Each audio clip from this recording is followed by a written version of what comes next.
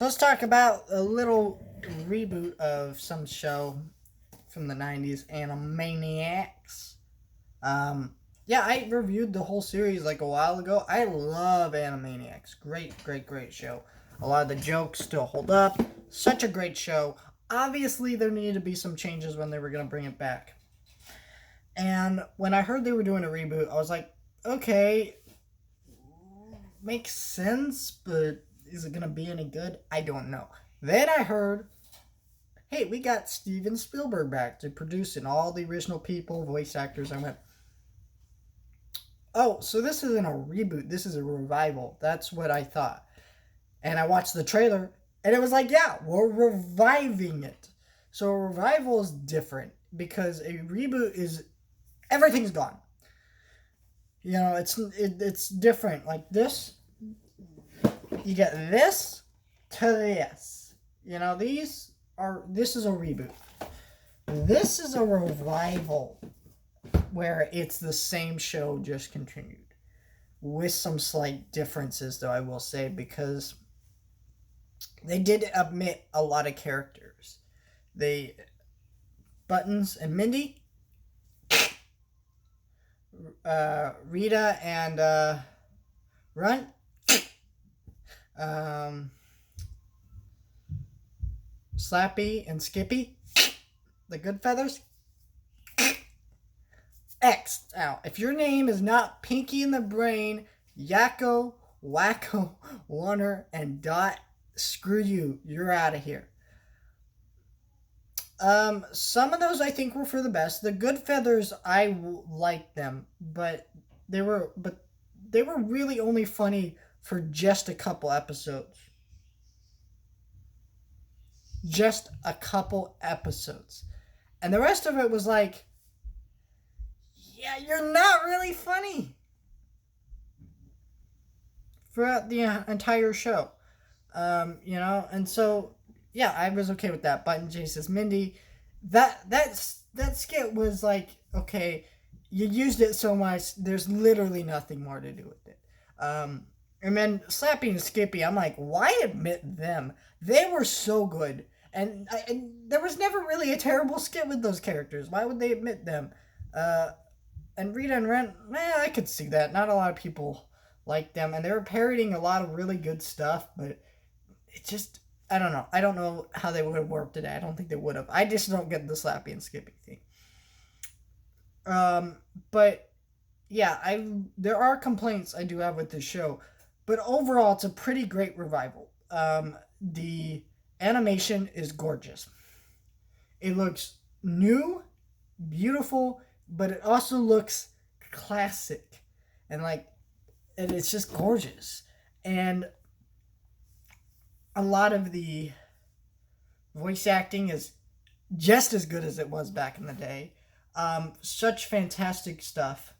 Um, and just the songs, they're just as good as they were in the original series. They're fantastic songs. They're catchy, just like the original ones. Like, I have some of these in my head right now because they're so good. And yeah, I mean, that's gorgeous. Um, I mean, just so much is good about this. The writing humor is just as witty as ever, but I do think it does have a huge issue, which is that it tries to be too modern at times. Now, okay, so I get it. They were trying to reintroduce the show, and they're making jokes about modern day. That's what Animaniacs always did, right? That's what I'm going to hear in this comments. And I'm not denying that fact, but to this degree, it was excessive. It was never that much prevalent in the original series. And if you didn't know what they were talking about, you could still understand the stories. And for the most part, that is here too. But it also, like, they mention Trump like multiple times. And they make a joke about how the episode was written in 2018. I don't know how I feel about that. Like, that's too modern. In the original Animaniacs, they didn't make like references to the president or the exact year. They constantly say, hey, the show came out in the 90s. I'm like, would a kid understand any of these jokes? No. In Animaniacs, if you didn't understand the adult jokes they were making, a kid could still enjoy the episode, though.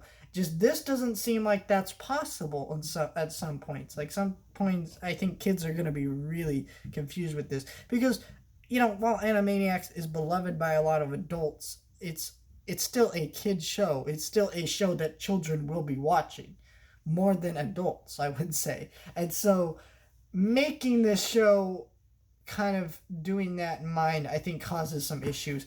I think they were clever and funny, um, but like the joke about Trump was that the episode was written in 2018, so he may not be president, and animation takes time, so they couldn't write it in time to match who would be president by that time, and so that's a thing right there, and that's really funny.